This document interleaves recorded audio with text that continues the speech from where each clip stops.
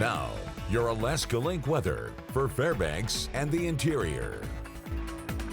Well, good evening. We've definitely had a little bit of a spring-like swing here as we've stepped into our first few days of April, where we had our first day of April top off with a high 45 degrees to then stay within the teens on Tuesday. But we have been working those temperatures back up. 25 was our high yesterday. Today, even working back into those 30s. We note that you can tell that it was a warm day because that little bit of snowfall that we woke up to on the ground quickly melting here. You can see in a matter of just minutes, it feels like that snowfall diminishing, clearing out those sidewalks and roadways without even having to use a shovel or a plow. That's the nice thing about spring snow systems. You can just leave them out there. That sun angle this time of the year and these types of temperatures continue to work at that and continue to decrease that snowpack as well.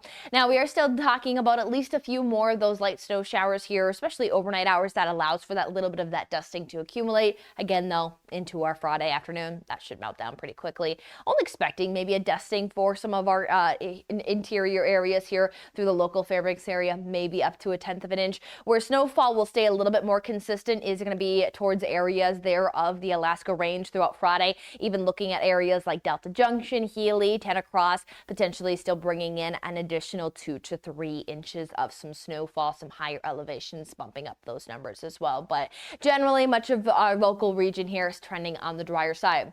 So little to no accumulation with those lingering flakes here as we head into our Friday, but then as we roll into the weekend, we're going to battle some of those gray skies. There's not really a dominant high pressure system, which high pressure system typically means drier air, clears out those skies, brings the blue sky conditions, but we're going to stay dominant with some active weather out of the northern Pacific across southern Alaska. So that's going to keep us on the grayer side. And then we are going to see that the next stronger storm system is expected to arrive early next week, which will allow for another little dip in the temperatures, not teens, so that's the good news, but it does also usher in another chance for some snowfall.